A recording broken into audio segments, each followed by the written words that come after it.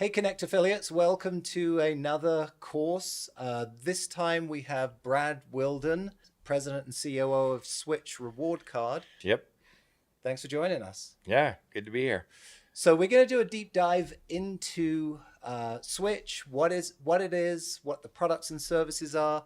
We're not going to get too detailed in this video on the products and services. I want to mainly talk about the big problem, but before we do, give us a quick 2-minute pitch of what Switch is. You bet, and I'll give you a quick 2 minutes. So there's Switch Reward Company Dow LLC. So Switch Reward Card, the company, and that's what I'm president and COO of. That is a crypto debit card as well as a trade platform with a custodial and non-custodial wallet. And we'll get into that later. But at a high level, that is what I run with Kathy Roberts as a CEO, and we provide products for the crypto user, everyday user, or someone that's new to it and wants to get in. There's the Switch blockchain, which is ran by the distributed governance framework. Important distinction. Big distinction there. We do not have any control or actions or over that. But the DGF, so when you hear DGF, that's the distributed governance framework that manages and runs that, which is the node owners. And we'll obviously get into that. A lot of the Connect people have nodes, so that's the difference. So Great. That's high level. Okay, so let's start way back in time. Okay. What's your background? Well, not too far back. What's your background, and how did that lead you to Switch? Good question. My background is traditional banking and finance. So a long time ago, I started out in the subprime mortgage arena, which was very interesting, learned a lot there, and then transitioned into like traditional banking. I never was like a personal banker. I was always in the business and commercial banking side, which means if you were a commercial company as far as a certain size, for a long time I dealt with companies that had revenues of 20 million or more, and then certain sizes above that, and did any type of commercial lending as well as international, wiring, international foreign exchange, and help whatever a business needed to run. If they're an international company or just here in the U.S., we would help provide them with products they need to run their business as far as banking goes. So that was my most recent experience that I left before Iser. So I've been on the inside of banking to see, and I was there long enough to see. How long? So my career was about 20 years Okay. in traditional banking. So I was inside the walls of everything that you hear about. If you see it on the news, so I could see, okay, here's the problems. And honestly, banking hasn't changed for 100 years. They've added some online functionality to their products, but they really haven't changed much. So you could see like, all right, if they don't change this, then something's going to happen. So fintech is out there now, which is kind of what Switch Reward Card is a fintech. And so Financial technology company. Yeah, that's a good job on that. Okay. There's tons of acronyms in the finance world. So that was good. Good catch, Joseph. So that's my background. So traditional banking. What problems did you see in that world? Well, so as it relates to what we're yeah, doing good question. Number one of the biggest problems that frustrated me as a banker was to meet with a good company that was doing legal transactions, legal business, and if they were in a certain industry that was deemed high risk, it was the bank's decision to say, hey, we'll bank you or we won't. It's the same on an individual level as well. If if someone had some troubles in their financial past and bounced a couple checks, then they wouldn't be able to get taken care of either. The other thing is in these more developed countries, we all had the tools of financial products. In these smaller third world countries, they don't get a benefit, and it really, really hurts commerce and the ability to, move money back and forth and be able to provide services for whatever they're trading of value. So those were some, cross-border payments were always a problem. They take a long time. How quick can you send someone money was a problem. They are starting to come up with some new products. I say you haven't changed banking for 100 years, but with the tech that is out there now, there are a couple items that are addressing those, but not in the way that the world needs. Right. The world's becoming smaller, because of, the different products and technologies that's out there. And I don't think the banks or traditional finance is keeping up with the world or the technology. So as we make transfers, why does it take so long? Well, there's the clearinghouse on ACH, or there's the FedWire that's it just goes through a lot of steps in the background that no one sees. And there's also a lot of regulation, which is good. Regulation is great, and we hope to have regulation in the crypto here in the U.S. We're all wanting it and make it, and hope that the government makes a decision. They have made some, but outside the U.S. there's more regulation and more laws regarding crypto. So I think that's I guess, did I answer your question? Yeah, I don't know if I did or not. Okay. So let's talk about Kathy for just a minute. Oh yeah. Tell Yeah. us who Kathy is and kind of Yeah. her background. Kathy Roberts is the CEO of Switch Reward Card, and her background is amazing. I'm going to be high level. I wish I could go into more, but she was at Sears Roebuck when Sears, back in the 1980s. Keep in mind, this is before credit card rewards and all the things that you get now, but they had an idea that said, hey, let's give a penny back for every 99 cents that our customer spends on their credit card. So they went to the large, rails systems as far as Visa and MasterCard, and they got turned down. So they started in her group, and she was in it, the Discover card, which, we all know what that is today, and started the, hey, let's give you a penny back for every 99 cents that you pay. So she was in that group, and later was the president and COO of Discover Bank. So she has just amazing stories, and her experience in that world, in the payments industry, is amazing, and just it's fun to listen. A lot of us just like to listen to her stories, and her experience has helped us a ton in what we're doing here with Switch Reward Card. So two very experienced people in the financial industry looking at the problems of traditional banking. What would most people be surprised about when it comes to how their money is kept and secured? What do we not know about? So, yeah, and I love this question. And it causes a lot of the problems is fractionalized banking. So what is that? I've heard that yes. term. So what that means, and don't like quote me on these I guess calculations, but say you have $1,000 in your deposit, in your savings account. The banks can take that and make that into $100,000 in different investments. Some can be high risk investments. But if you call that $1,000 before they anticipate it being called, then, and I shouldn't use a saving deposit, but a savings account, but whatever.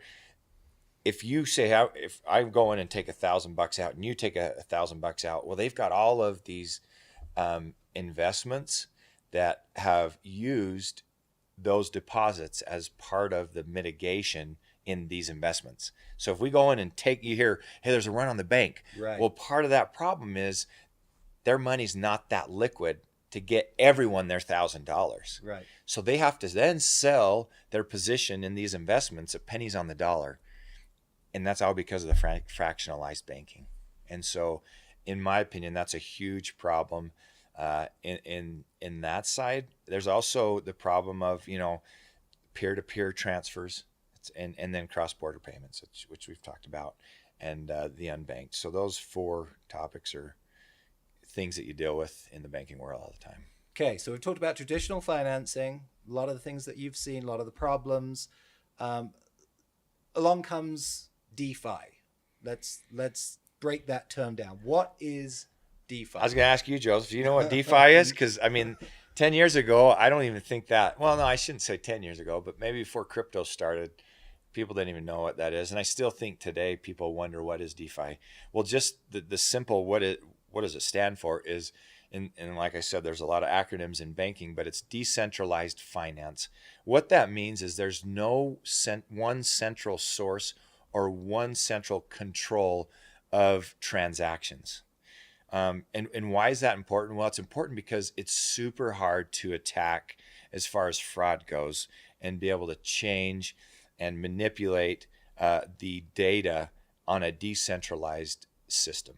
And so Traditional banking and finance, there's one centralized source that can be attacked and, try to commit fraud on that type of platform.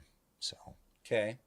So, what is a blockchain ledger, and how is that a more secure way or a better way to work in the financial yeah, structure? so you have a general ledger in banking, and that's just where all the transactions are kept. It's all under control and at a server data center that has all of the transactions on that one single source. So the blockchain ledger, an open source ledger, basically is open. Anyone can go out to Etherscan and see the transactions there. There's a unique individualized, alphanumeric number that says here this person sent this amount of Bitcoin and this amount of Ethereum.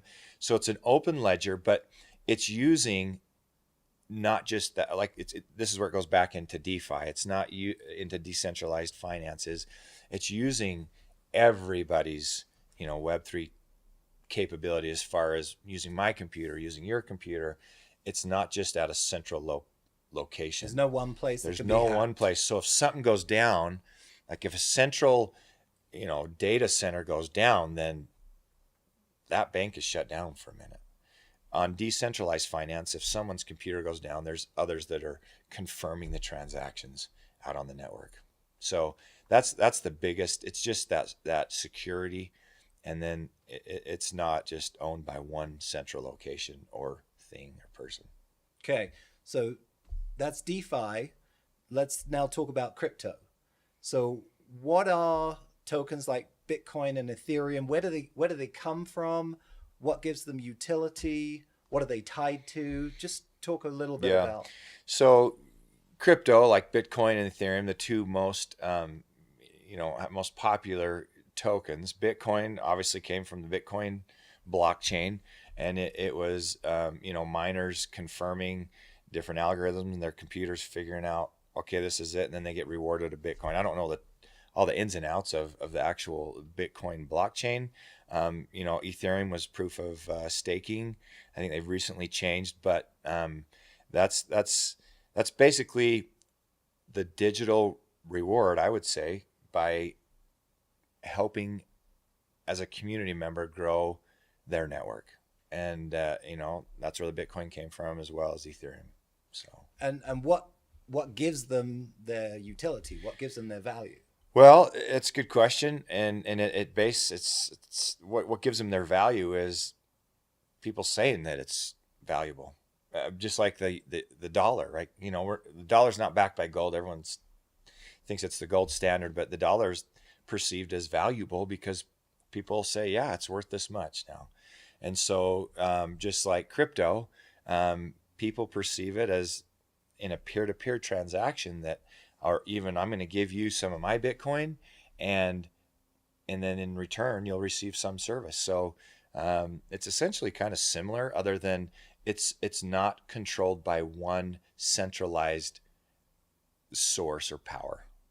It's completely, there's only going to be 21 million Bitcoin. And so you can't just go print more money when Right. when you give everybody a bunch of money because some disease happened and we needed anyway, I won't get into that, but yeah, there's no central source controlling the crypto tokens. Okay. So, what problems did you see in DeFi that you wanted to solve with Switch? That's a great question. We mentioned Kathy being in banking a long time ago. She's still super, super young. But, even Kathy coming into this world, as she saw this project and was convinced to come into it out of retirement, saw how Switch is going to be very effective in the DeFi world as well as the CeFi world. So Switch is using the good things of both, of the decentralized finance and the centralized finance. It's a bridge between, and bridges in this definition is just that bridge of bringing decentralized finance and centralized finance together. So kind in of the the crypto old world, school and the new yeah, school. just bringing that together. And so Switch wants to help, number one, make it easier. I talked about Kathy being advanced and more experienced in this world. And we always say, hey, we want to make this so it's easy enough that Kathy can do it. So those beginners or the new people that are like, I'd really like to get into crypto, but it's too scary. I don't, and I always talk about this story. I think you might have even heard it, but back in like 2015 or 2016, I was trading on a platform that had 3 tokens on it. It's now one of the larger ones. It had Bitcoin, Ethereum, and Litecoin.